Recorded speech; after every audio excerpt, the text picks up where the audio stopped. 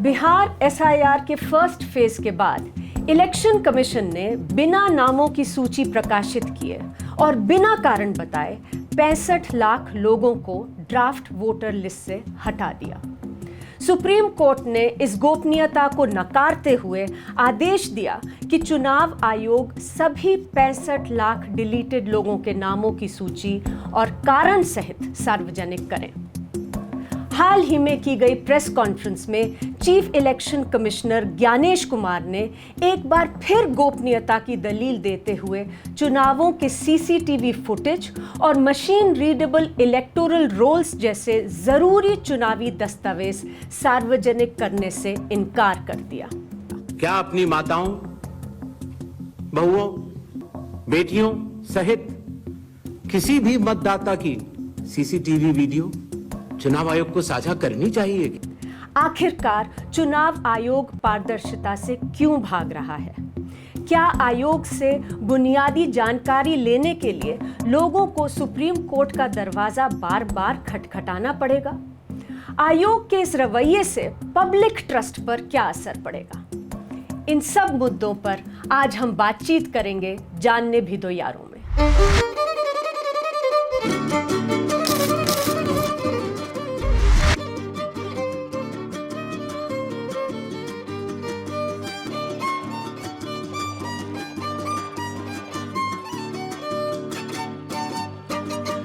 जानने भी दो यारों में आपका स्वागत है।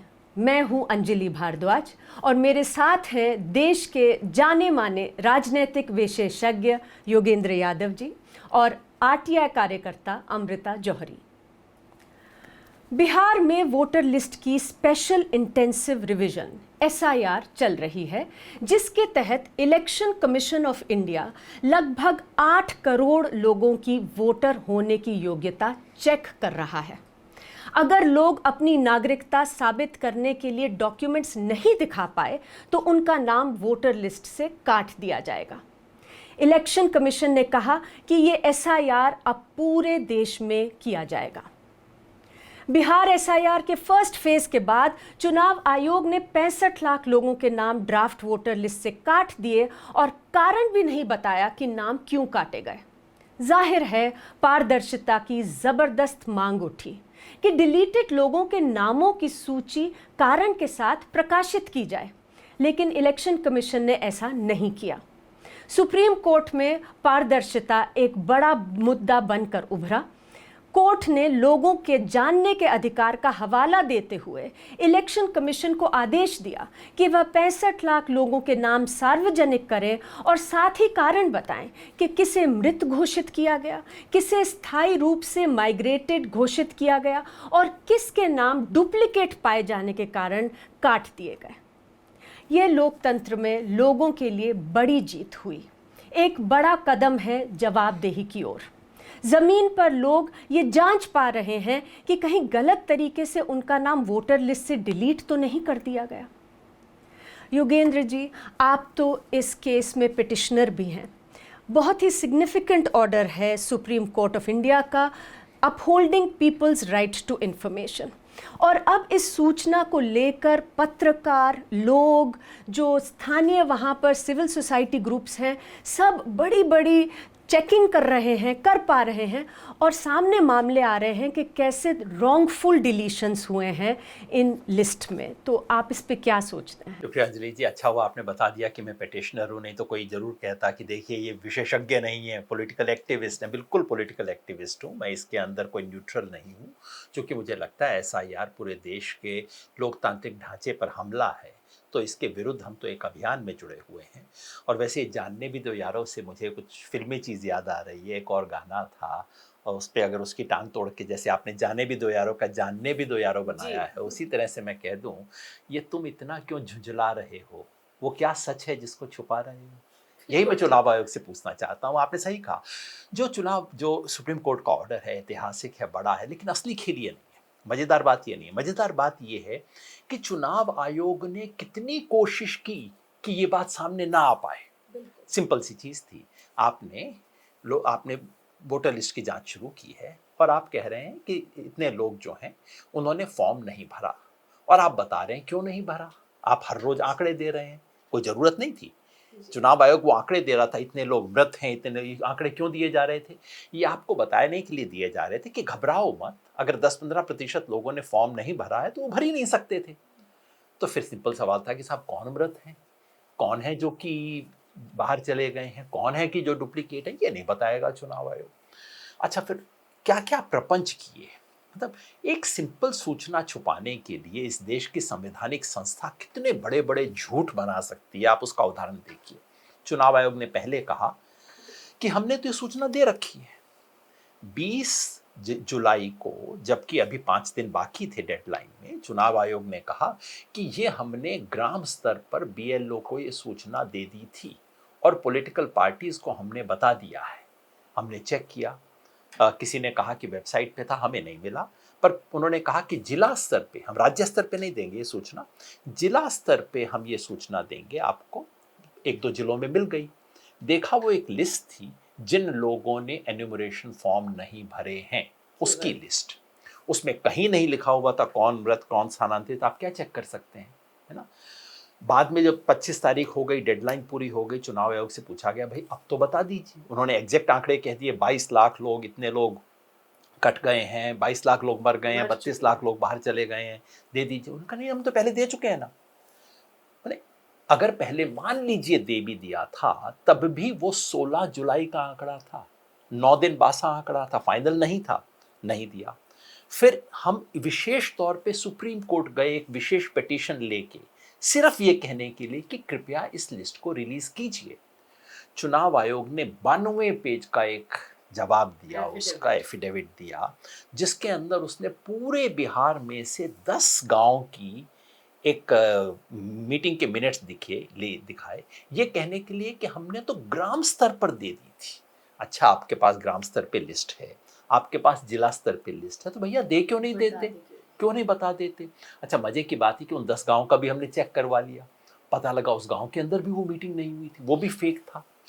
तो ये करते करते अंततः 17 तारीख को, मतलब 14 तारीख को सुप्रीम कोर्ट को यह आदेश देना पड़ा। 17 तारीख को चुनाव आयोग ने दिया, 18 तारीख को लोगों को मिला। इतनी साधारण सी सूचना, और ये तब जबकि हमें सुप्रीम कोर्ट में फिर डेड लोगों को खड़ा करना पड़ा। आप पूछेंगे हमें कैसे पता लग गया, 2-4 BLO किसी ने लिस्ट हमें पकड़ा दी अपनी जान पे खेल के। तो जिस सूचना को चुनाव आयोग कह रहा था कि हम दे चुके हैं, वो देने वालों पे डंडा मार रहा था कि तुमने कैसे दी सूची किसी को। उससे हमें पता लगा, 2 लोगों को हमने कोर्ट में खड़ा किया कि ये देखिए इनको मृत बताया जा रहा है, तब जाके नौबत आई। सोचिए क्या तरीका है चलाने।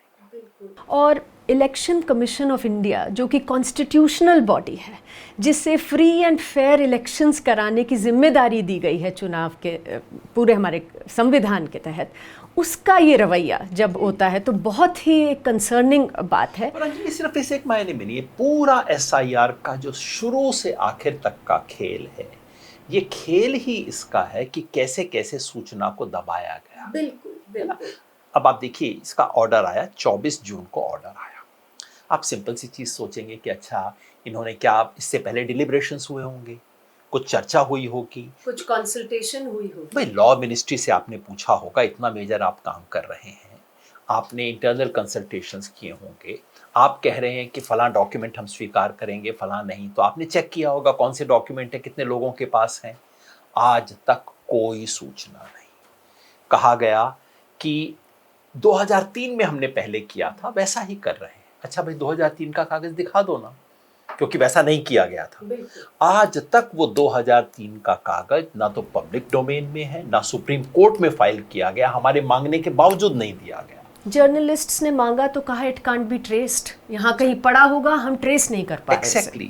और मैं आपके इस शो पे कहना चाहता हूँ, पूरी जिम्मेवारी से कहना चाहता हूँ कि मैं जानता हूँ कि 1 मई 2002 को डिप्टी इलेक्शन कमिश्नर ने एक चिट्ठी लिखी थी, 7 राज्यों के CEO को लिखी थी, और वो थी कि अब हम इंटेंसिव रिवीजन करने जा रहे हैं। SIR नामक चीज़ कोई थी नहीं उस ज़माने में, हम इंटेंसिव रिवीजन करने जा रहे हैं और उसकी ये गाइडलाइन होंगी।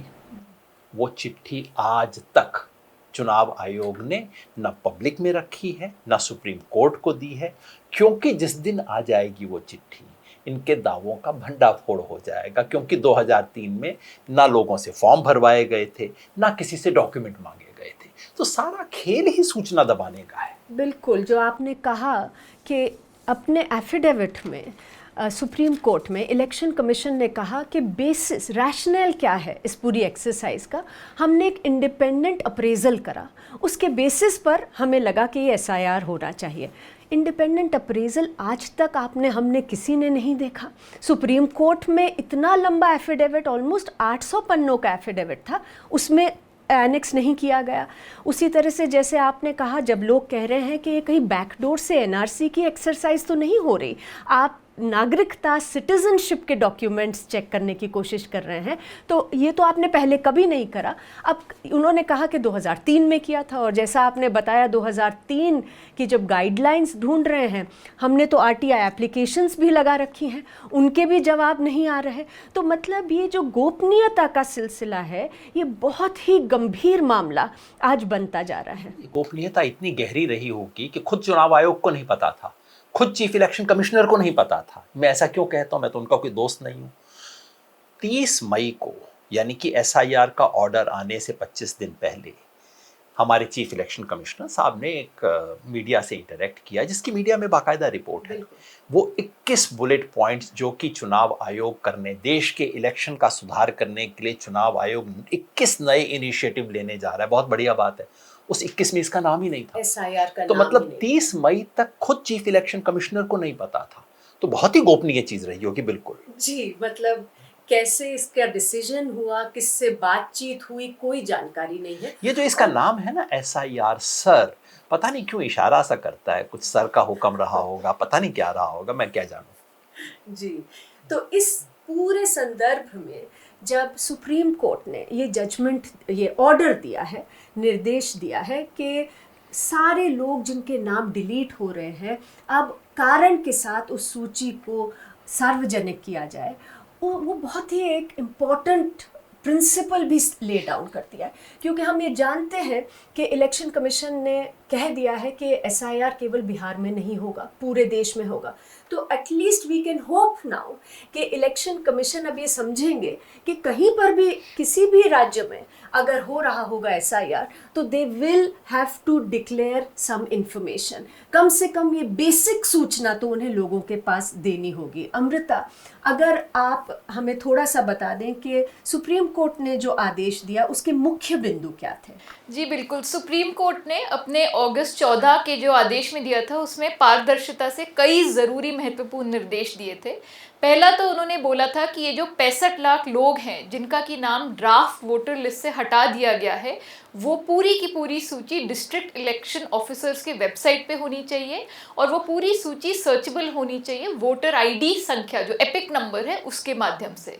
साथ में कोर्ट ने ये भी बोला कि किस कारण से आपने इन सब 65 लाख लोगों को हटाया है, वो भी पारदर्शी तरीके से रखा जाए कि क्या आपने किसको घोषित किया है कि वो मर चुके हैं, किसको आपने क्लासिफाई किया है कि वो परमानेंटली शिफ्टेड हैं, किसको आपने डुप्लीकेट होने के कारण हटाया गया है।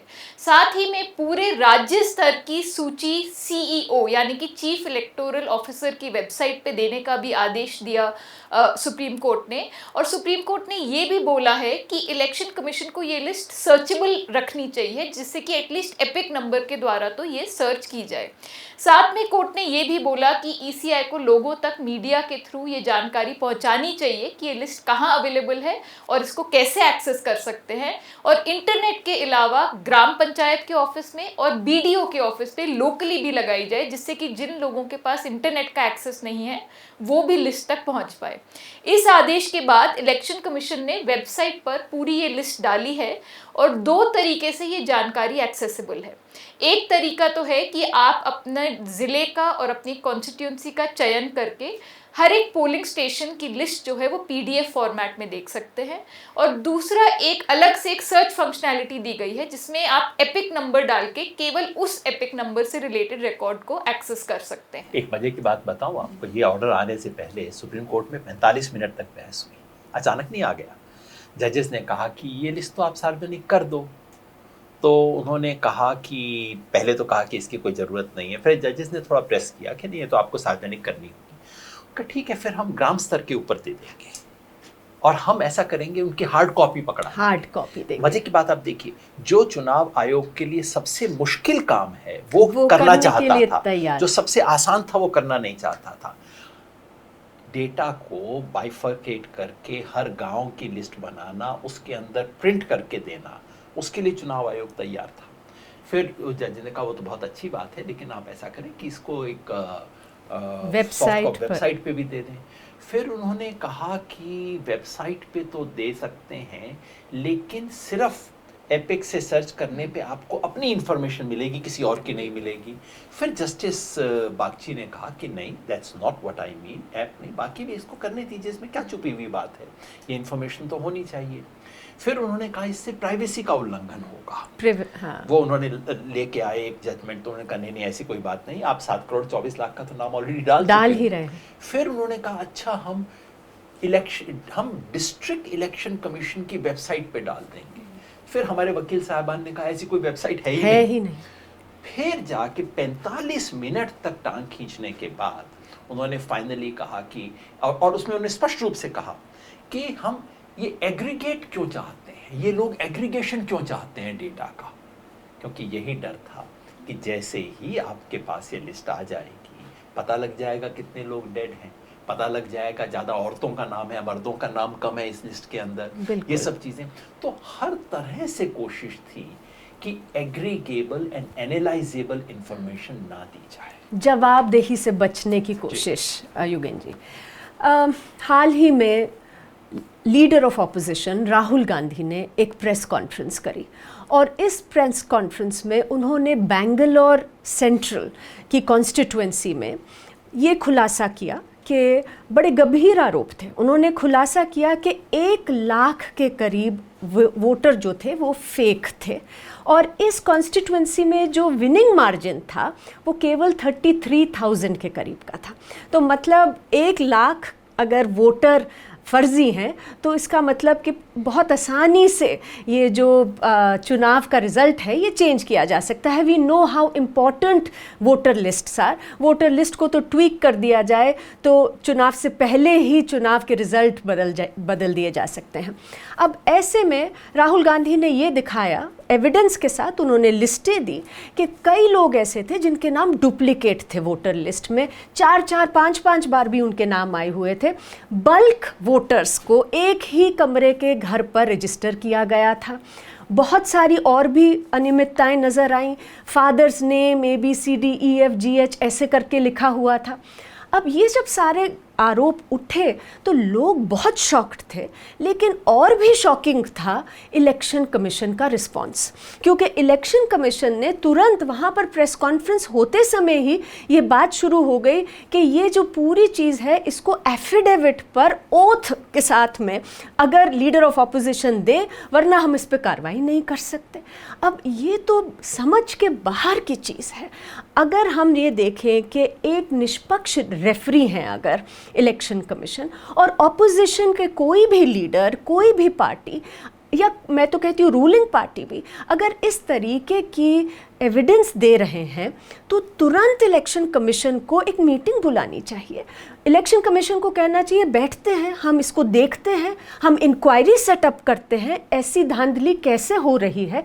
मैं तो कहती हूँ आजकल टेक्नोलॉजी का ज़माना है। सुप्रीम कोर्ट अपनी जो हियरिंग हो रही है उसे वो लोग लाइव वेबकास्ट कर रहे हैं। इलेक्शन कमीशन को तो टेलीकास्ट कर देना चाहिए था ऐसी मीटिंग को, जिससे कि सारा देश जान सके कि इलेक्शन कमीशन कुछ नहीं छुपा रहे, कोई धांधली नहीं हो रही, इंक्वायरी सेटअप की जाए।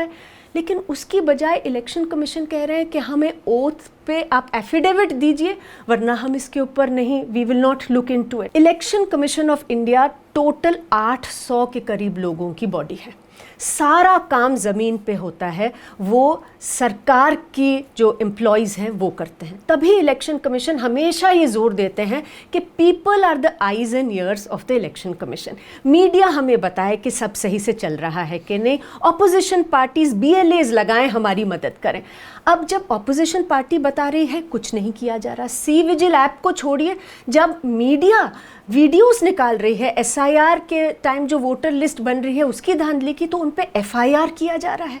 तो मतलब ये चिलिंग इफेक्ट एक पूरा क्रिएट करने की कोशिश हो रही है इलेक्शन कमीशन की। योगेन जी, अब मजे की बात देखिए कि एक ट्वीट पर इलेक्शन कमीशन एफआईआर करवा सकता है, एक पत्रकार के वीडियो पर एफआईआर करवा सकता है, लेकिन कोई व्यक्ति आपको 1,00,000 पेज का डॉक्यूमेंट दे रहा है, उस पर जांच नहीं करवा सकता। नहीं हो रही।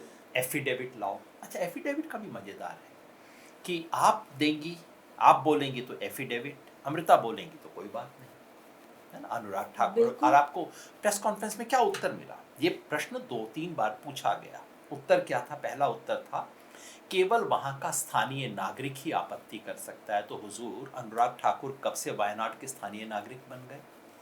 एक और उत्तर था, वो कई लोग मिस कर गए। उन्होंने कहा ग्रेडेड रेस्पॉन्स होगा, यानी कि अंजलि बहुत ज़्यादा बोलती हैं, हमारे खिलाफ बोलती हैं, इनको हम ये जवाब देंगे, और अमृता बोलती तो हैं लेकिन कुल मिला के दोस्त हैं, इनके लिए ये जवाब होगा। Graded response. ग्रेडेड रेस्पॉन्स केवल युद्ध में होता है, स्पोर्ट्स में होता है, और कहीं नहीं होता है। एक इंडिपेंडेंट इंस्टीट्यूशन नहीं किया करती। अब चुनावों में हो रहा है। बिल्कुल साफ साफ ये कह रहे थे कि 2 पॉलिटिकल पार्टीज को हम अलग अलग लेवल पे रखते हैं, एक को हम घूंसा से जवाब देंगे, दूसरे को थपकी से जवाब देंगे। ये चुनाव आयोग कह रहा है इस देश का। अच्छा साहब, आपको एफिडेविट चाहिए, तो हुजूर पिछली बार आपको किसी ने एफिडेविट दिया था, समाजवादी पार्टी ने एफिडेविट दिया था, उसका आपने क्या किया? प्रेस कॉन्फ्रेंस में झूठ बोल गए इलेक्शन कमिश्नर कि कोई एफिडेविट था ही नहीं। चीफ इलेक्शन कमिश्नर, अरे आप देश के सामने झूठ बोल रहे हो, आपको नहीं पता कि 10 मिनट के अंदर लोग एफिडेविट की कॉपी दिखाना शुरू कर देंगे? वही हुआ, टेलीविजन चैनल पे चली। अब क्या साख रह जाती है इससे इलेक्शन कमीशन की? आपने कहा कि विपक्ष के नेता ने दिया। मैं कहता हूँ विपक्ष का नेता छोड़ दीजिए, अगर अमृता कल को जाए और दे, उस पर जांच नहीं होनी चाहिए। मान लीजिए अमृता नहीं, कोई सील बंद लिफाफे में बिना अपने सिग्नेचर के आपको ये दे देता है, विसल ब्लोअर एक इंफॉर्मेशन दे देता है कि इतना 1,00,000 पेज का ये है, ये मैं डॉक्यूमेंट्स दे रहा हूं और ये भारी घपला है। अगर आपको चिंता है इस देश के चुनाव व्यवस्था की सच्चाई के बारे में, उसमें जनता की साख के बारे में, आप ये थोड़ी पूछेंगे कि इस पे किसी का सिग्नेचर है कि नहीं, या कौन है जिसने सूचना दी। पहले आप कहेंगे भैया क्या गड़बड़ है, चेक करके आओ। भाई मैं किसी बिल्डिंग का चौकीदार हूँ, उस बिल्डिंग की सफाई की जिम्मेवारी मेरे को है। कोई सड़क पे चलता व्यक्ति मेरे को कह गया गाली देते हुए कि तेरा 3rd फ्लोर गंदा पड़ा है, तू क्या है? 2 तरीके हो सकते हैं। पहले तो एक तो मैं उस गाली वाले का ध्यान करूं कि तूने गाली कौन दी, तू कौन होता है, अगर मुझे अपनी ज़्यादा चिंता है तो। अगर मुझे बिल्डिंग की चिंता है, सबसे पहले मैं 3rd फ्लोर पे जाऊंगा, कमरा खोल के देखूंगा कि गंदा तो नहीं है ना। ये चुनाव आयोग क्या कर रहा है? ये आपका काम नहीं है, ये कर रहे हैं, इससे साख खत्म होती है। क्यों नहीं चुनाव?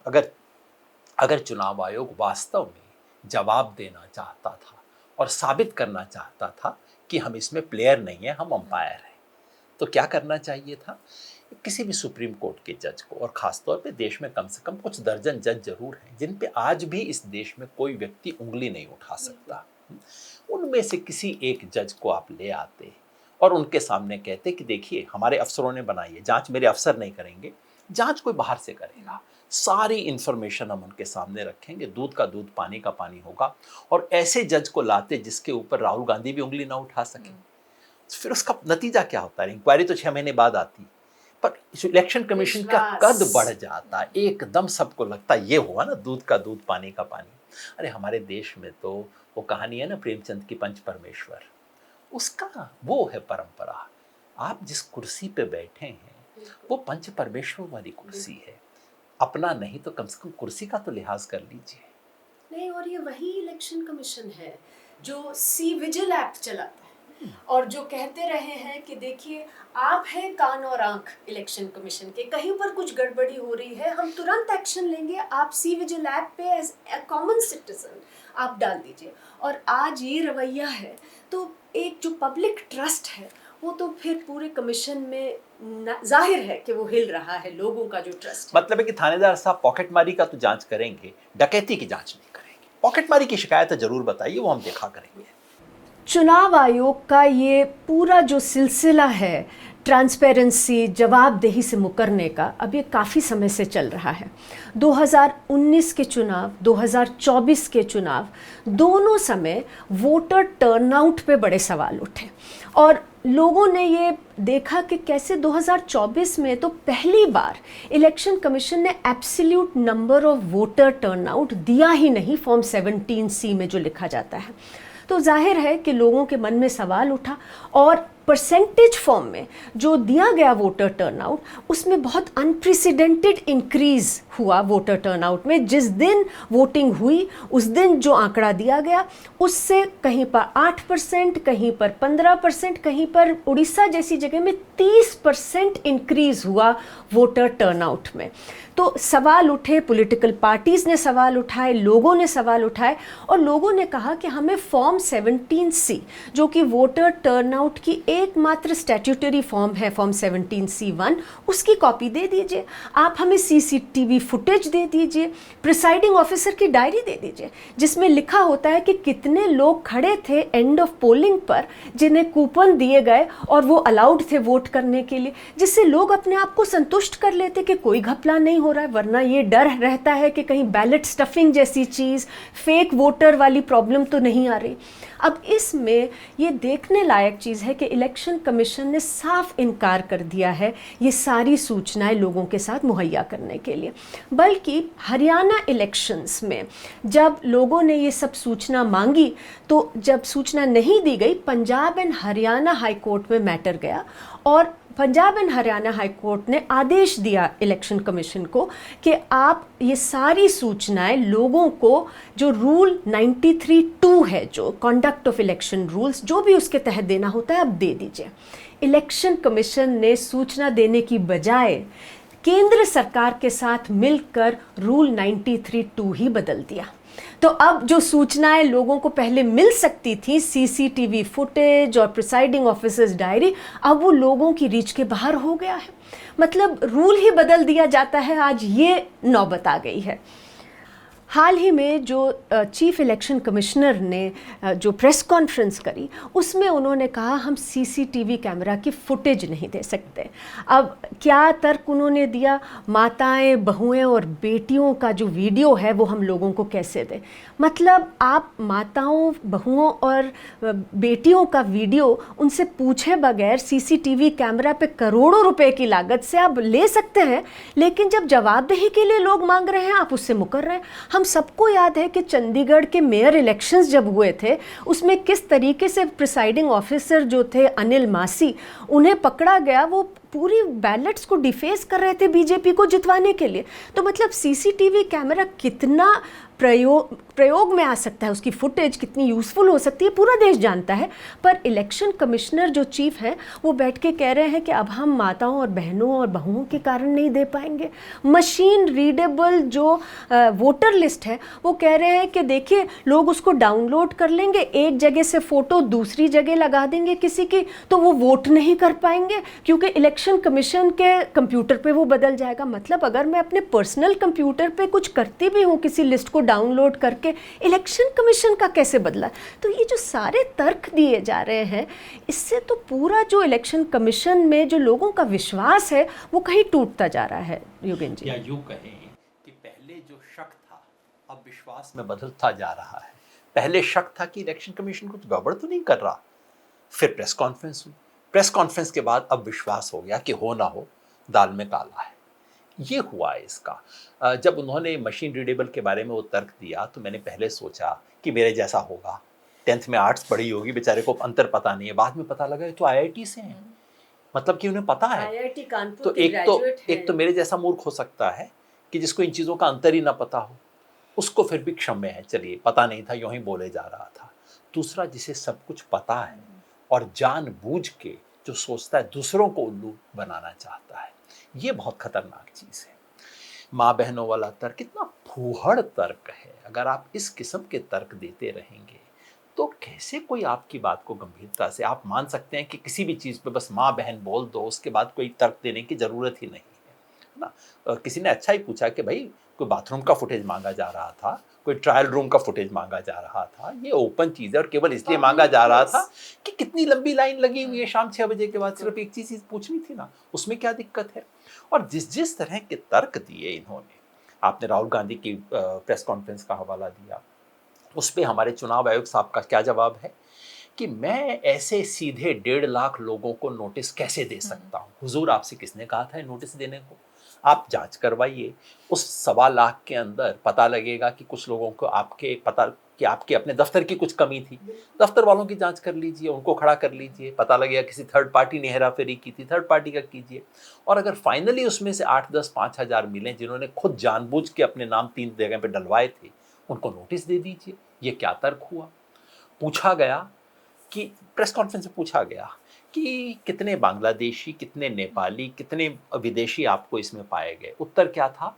घुसपैठियों को निकालना बहुत ज़रूरी है, हम सुनिश्चित करेंगे कि आगे से कोई घुसपैठिया इसके अंदर शामिल नहीं हो पाए। मतलब क्या कि कोई बच्चा मैथ्स का एग्ज़ाम दे के आए और उसकी मम्मी उससे पूछे बेटा कितने मार्क्स आए थे, तो वो चीफ इलेक्शन कमिश्नर से सीखते हुए कहेगा गणित बहुत महत्वपूर्ण विषय है, इस देश में गणित के स्तर को उठाना बहुत ज़रूरी है, मैं विश्वास दिलाता हूँ कि गणित बहुत अच्छा होगा। क्या बात कर रहे हैं आप? इस देश को क्या सिखा रहे हैं? किस स्तर पे आप लेके आ रहे हैं? इन सब चीज़ों को मजाक बना दिया। अंजलि जी, मैं इस संस्था को 40 साल से देख रहा हूँ। 20 साल तो मेरा मतलब प्रोफेशनल काम था इस संस्था के दिए आंकड़ों का अध्ययन करना। मैंने कभी इस स्तर पे गिरते हुए, अच्छा बुरे भी थे, मैं नहीं कहूँगा पिछले 30-40 साल में सब कुछ अच्छा ही अच्छा हुआ, ऐसे भी लोग अपॉइंट हुए जिन्हें नहीं होना चाहिए था, मैंने उस वक्त कहा कि इन्हें नहीं होना चाहिए था, और मैं यूपीए रिजीम की बात कर रहा हूँ, तब भी ऐसा हुआ। मगर इस स्तर पे चुनाव आयोग कभी नहीं गिरा। ये जो चुनाव आयोग की जो छवि थी इस देश में, माफ़ कीजिएगा, इस त्रिमूर्ति ने धूल में मिला दिया है इसको। बिल्कुल। और इनफैक्ट अगर हम देखें तो सूचना के अधिकार कानून के तहत भी चुनाव आयोग कहीं ना कहीं जानकारी देने से मुकरता हुआ नज़र आ रहा है। अंजलि, आपने और कई लोगों ने दिल्ली में जो चुनाव हुए उसके बाद आरटीआई एप्लीकेशंस डाले थे इलेक्शन रिलेटेड रिकॉर्ड्स एक्सेस करने के लिए, और लगभग सभी जगहों से डिनायल आए हैं। और हाल ही में खबर आई थी कि आरटीआई एक्टिविस्ट वेंकटेश नायक ने एक आरटीआई डाली थी जिसमें उन्होंने पूछा कि यदि ये पाया जाए कि वोटर लिस्ट पे ऐसे लोगों के नाम हैं जिनको कि बाद में सस्पेक्ट फॉरेन नेशनल पाए जाते हैं, तो इन केसेस में उन इलेक्शन ऑफिसर्स के खिलाफ क्या एक्शन लिया जाएगा जिन्होंने इनके डॉक्यूमेंट्स लिए, जिन्होंने इनकी वेरिफिकेशन की और फिर इनको वोटर लिस्ट में जोड़ा। और उन्होंने एक और सवाल पूछा कि पिछले 10 सालों में कितने ऐसे केसेस हैं और कौन वो ऑफिशियल्स हैं जिनके खिलाफ इलेक्शन कमीशन ने एक्शन लिया है क्योंकि उन्होंने ऐसे लोगों के नाम जोड़े जो कि बाद में सस्पेक्ट फॉरेन नेशनल निकले। अब इलेक्शन कमीशन ने जवाब दिया कि हमारे पास ये जानकारी है नहीं। अगर आपको ये जानकारी चाहिए तो आप सारे स्टेट सीईओज के पास जाइए और उनसे ये जानकारी लेकर आइए। तो आप इसको कैसे देख रहे हैं? मतलब आरटीआई में तो एक पब्लिक अथॉरिटी है इलेक्शन कमीशन। बिल्कुल, इलेक्शन कमीशन पब्लिक अथॉरिटी है बाकायदा सूचना के अधिकार कानून के तहत। धारा 4 जो है सूचना के अधिकार कानून की, वो कहती है कि खुद ब खुद सूचना देनी होती है पब्लिक अथॉरिटीज़ को। लोगों को जाकर सूचना के लिए एप्लीकेशन लगाने की ज़रूरत नहीं पड़नी चाहिए।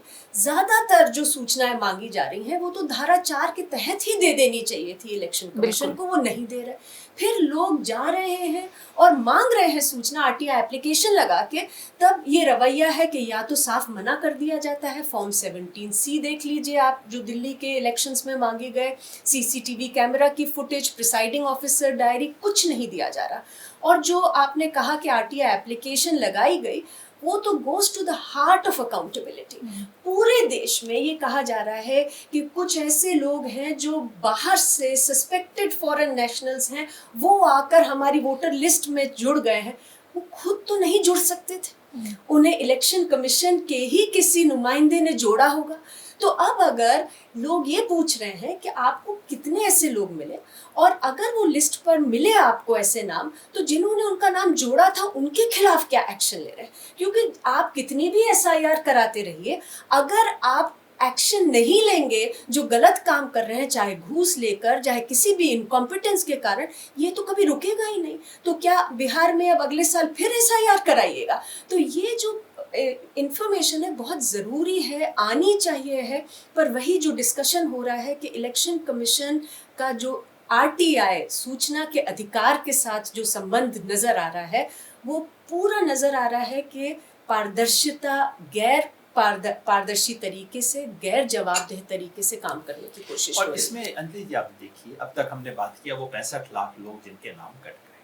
अब देखिए जो 7 करोड़ 24 लाख हैं जिनका नाम है फिलहाल ड्राफ्ट में है, उनकी जांच हो रही है। हम सिंपल चीजें जानना चाहते हैं, उनमें से कितने लोग हैं जिन्होंने कोई भी दस्तावेज दिया है? दस्तावेज कौन सा दिया है? क्या चुनाव आयोग ने जो 11 दस्तावेज मांगे हैं उनमें से कोई एक दिया है या कि कोई और दस्तावेज दिया है? कोई सूचना नहीं। ये बात हमने कोर्ट में बार बार पूछी, कितने लोगों ने दस्तावेज दिया है? कोई जवाब नहीं। सीईसी की प्रेस कॉन्फ्रेंस में पूछा गया, कोई जवाब नहीं।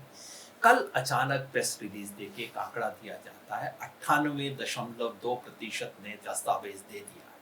जाहिर है उसके पीछे लिखा होना चाहिए था तालियों के गड़गड़ाहट। हो गया है सब चलिए। अब सवाल ये आता है कि कौन से दस्तावेज दिए? कितने लोग हैं जिन्होंने जो आपने 11 दस्तावेज मांगे थे उसमें से कोई दिया है, और कितने लोग हैं जिन्होंने खाली आधार कार्ड दिया है? मैं गारंटी से बताता हूँ आधे से ज्यादा ने केवल आधार कार्ड दिया है बिहार के अंदर। है ही नहीं वो 11 डॉक्यूमेंट्स। जो आप चुनाव आयोग के नाते, क्या आपकी जिम्मेवारी नहीं थी कि जब आप कहते हैं कि इन 11 डॉक्यूमेंट्स में से कोई एक लाइए, जबकि इससे पहले तक आप 20 डॉक्यूमेंट एक्सेप्ट कर रहे थे, क्या आपकी जिम्मेवारी नहीं बनती कि आप ये चेक करें? अगर आपने अप्रेजल वो किया है तो आप चेक करें कि 11 डॉक्यूमेंट कितने लोगों के पास उपलब्ध है। अब कहते हैं कि बिहार में आप फॉरेस्ट राइट के तहत जो पट्टा दिया गया है उसका आप डॉक्यूमेंट लेके आइए। पता है बिहार में कितने पट्टे दिए गए हैं? 191। पूरे बिहार में 191, जिसको आप कह रहे हैं कि एक इंपॉर्टेंट डॉक्यूमेंट है, इतना सोचा नहीं। फिर हम जानना चाहते हैं कि एक कैटेगरी है वहां पे रिकमेंडेड नॉट रिकमेंडेड, बीएलओ को एक राइट दिया गया, भगवान जाने किस के तहत दिया गया है।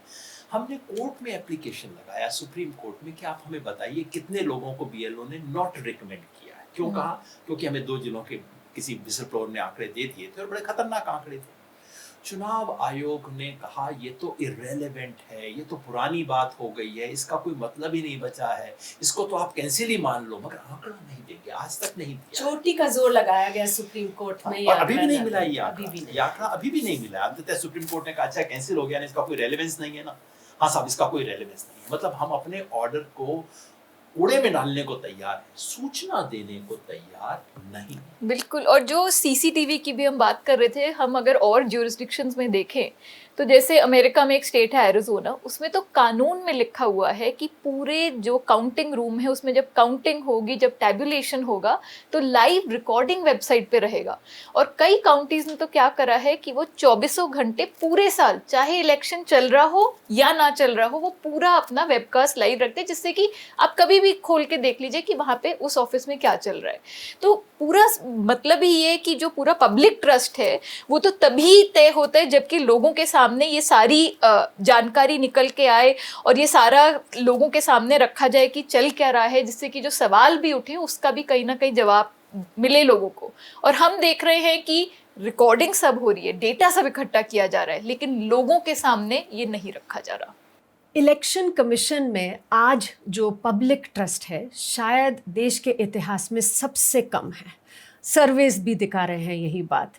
ऐसे में अब आगे कहाँ जाया जाए? इलेक्टोरल डेमोक्रेसी है, अगर जो रेफरी हैं जिन्हें पूरा खेल कराना है, पूरा चुनाव कराना है, उसी में अगर लोगों का विश्वास कम हो जाता है तो कहाँ को बात जाएगी? आप ये देखिए कि ये जो पूरा SIR का भी मामला चल रहा है बिहार में और कहा जा रहा है पूरे देश में है, ये केवल ऐसा नहीं होगा कि अगर कोई ये 11 डॉक्यूमेंट्स ना दे पाए उनका नाम काट दिया जाएगा लिस्ट से। ऑफ कोर्स वो बहुत गंभीर बात है कि किसी के आप वोट देने का अधिकार छीन रहे हैं उनसे, लेकिन इसमें ये भी प्रावधान है कि अगर किसी ERO को लगता है कि कोई सस्पेक्टेड फॉरेन नेशनल है तो उनकी शिकायत भी रेफ़र की जा सकती है to the competent authority under the citizenship act. तो इसके तो बहुत ज़बरदस्त रैमिफिकेशंस हो सकते हैं लोगों के लिए।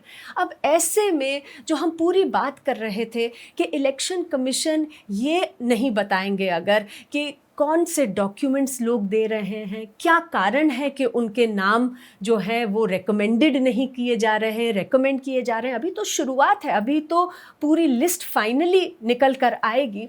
तो कैसे लोग अपनी जो प्रॉब्लम है उसको भी समझ पाएंगे, उसका उजागर कर पाएंगे, और इलेक्शन कमीशन में जो ट्रस्ट है उसका क्या होगा? योगेन जी, आगे चलते हुए क्या वे फॉरवर्ड में क्या सोच सकते हैं हम लोग? चिंतित मत लीजिए, चिंतित इसलिए हूँ कि हिंदुस्तान की लोकतंत्र की सबसे बड़ी उपलब्धि ये थी, हमारे अगर पड़ोसियों से तुलना करें बाकी सब लोगों से, कि हमारे यहाँ जो चुनाव हारता था उठ के खड़ा हो जाता था, जनार्दन का आदेश है, हट जाता था। और जो चुनाव विपक्ष मान लीजिए चुनाव हार गया तो कहता कोई बात नहीं, इस बार नहीं, अगली बार हम कोशिश करेंगे। यानी कि रूल्स ऑफ द गेम तय थे ना।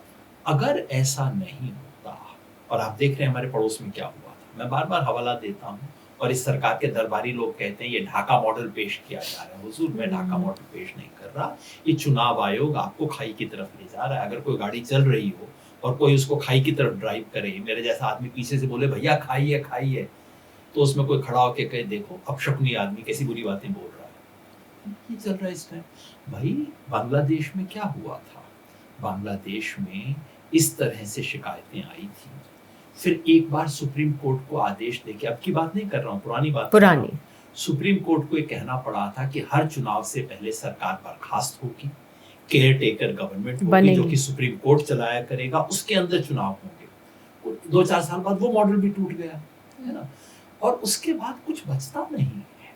तो हम जिस दिशा में जा रहे हैं, जिस दिशा में चुनाव आयोग हमें ले जा रहा है, बहुत खतरनाक दिशा है। उसमें फिसलना आसान है, वापस चढ़ना बहुत मुश्किल है। और जो चुनाव आयोग जिस तरह से कर रहा है, देखिए इस वक्त तो सुप्रीम कोर्ट ने कुछ हद तक बचाया हुआ है कि एक टीम के 11 प्लेयर हैं, दूसरी टीम के पास 11+2 प्लेयर हैं, ऐसा लग रहा है कि ये भी वो है। अब मामला थर्ड अंपायर के पास चला गया है, थर्ड अंपायर ने 2-4 अच्छे डिसीजन दे दिए हैं, लेकिन थर्ड अंपायर कब तक आपका मैच चलाएगा, कितनी रिव्यू आप करवाएंगे, हर नो बॉल पे करेगा क्या, हर चीज का करेगा क्या? अंततः तो जो फील्ड में अंपायर है उसको अंपायर की तरह बिहेव करना पड़ेगा, और वो कर नहीं रहा। बिल्कुल। और ये तो एक मायने में ये जो वोट चोरी का कैंपेन चल रहा है, जो सफल हो रहा है, नीचे तक पहुंच रहा है, एक मायने में एक राजनीतिक कार्यकर्ता के नाते मुझे तसल्ली होती है कि देखो अब नीचे भी जनता को पता लग रहा है। लेकिन इस देश के शुभचिंतक के नाते मुझे डर भी लगता है हर बार कि क्या होगा, बिल्कुल, क्योंकि एक बार ये मन में बैठ गया। अब तक देखिए सब कुछ था, इंदिरा गांधी ने इमरजेंसी में सब कुछ कर लिया, लेकिन आखिर में चुनाव हार गई, चुपचाप से छोड़ के चली गई, है ना। ये था इस देश में। अगर इसमें विश्वास जनता का उठ गया तो फिर क्या करेंगे आप, किस दिशा में जाएंगे? और मुझे एक डर लगता है कि इस वक्त जो त्रिमूर्ति बैठी है चुनाव आयोग में, उन्हें शायद इसका डर भी नहीं सताता, उन्हें कोई चिंता नहीं है। तो मामला केवल ये नहीं है कि ये चुनाव आयोग कैसे करे, मामला ये भी है कि इस चुनाव आयोग में नियुक्ति कैसे होती है, किस तरह से नियुक्तियां की गई हैं चुनाव आयोग में सुप्रीम कोर्ट के ऑर्डर के बावजूद। और उस ऑर्डर को चैलेंज करने, चुनाव आयोग की नियुक्ति का जो लेटेस्ट तरीका इन्होंने बनाया है, उसको जो चैलेंज की जा रही है, वो चैलेंज की सुनवाई नहीं हो रही है। सुप्रीम कोर्ट में लैंग्वेज कर रहा है वो चैलेंज। तो अब इस तरह के बुनियादी सवाल उठेंगे, और मैं समझता हूँ कि भारतीय लोकतंत्र के लिए ये बहुत खतरे का समय है। और अभी भी किसी भी तरह से, मतलब मैं नहीं चाहता कि वोट चोरी का कैंपेन सफल हो, मैं चाहता हूं कि वो असफल हो। असफल इसलिए नहीं कि लोग राहुल गांधी की बात पे विश्वास ना करें, बल्कि इसलिए कि इलेक्शन कमीशन इस तरह से व्यवहार करना शुरू करे कि लोगों को लगे कि चलिए एक बार गड़बड़ी हुई थी, आगे से इन्होंने ठीक कर दिया। अभी भी कोई तरीका यदि हो सकता है इसको रिकवर करने का, मुझे नहीं पता रिकवरी कहाँ से हो। रिकवरी जो लोग सत्ता में बैठे हैं उनकी तो कोई नियत मुझे दिखाई नहीं देती। बयान इलेक्शन कमीशन देता है डिफेंड करने के लिए, और उसकी व्याख्या करने के लिए बीजेपी आती है, सरकार भी नहीं। बीजेपी आपको बताती है कि आधार कार्ड स्वीकार होगा कि नहीं होगा। अरे आप कौन होते हो व्याख्या करने वाले इस चीज की? तो चुनाव आयोग, सरकार और सत्ताधारी पार्टी, इन तीनों का अंतर समाप्त हो गया है। तो ऐसे में कहां से करेक्शन आएगा अभी तो दिखाई नहीं देता। लेकिन इस देश को यदि बचाना है, इस देश के चुनावी लोकतंत्र में तमाम गड़बड़ियां हुई हैं, लेकिन अगर बिल्कुल मिनिमल सेंस में इसे बचाना है, कहीं ना कहीं से ब्रेक लगना होगा। कहाँ लगेगा पता नहीं, कैसे लगेगा मैं नहीं कह सकता, लेकिन कहीं तो ब्रेक लगना होगा। बिल्कुल, मतलब इलेक्शंस तो किसी भी लोकतंत्र का कॉर्नरस्टोन है, और अगर जो इलेक्शंस कराने की ही बॉडी है, जो रेफरी है, अगर उसी पे ट्रस्ट ख़त्म हो जाए तो फिर कितने भी चुनाव करा लीजिए, लोकतंत्र कैसे बचेगा। तो बहुत बहुत शुक्रिया योगेंद्र जी आज जुड़ने के लिए। अमृता, आपका भी शुक्रिया। तो आज के लिए इतना ही। अगर आपके भी पारदर्शिता से जुड़े कुछ सवाल हैं या सुझाव हैं, आप हमें लिख भेजिए। पता है जानने भी दो यारों @gmail.com। शुक्रिया, नमस्कार।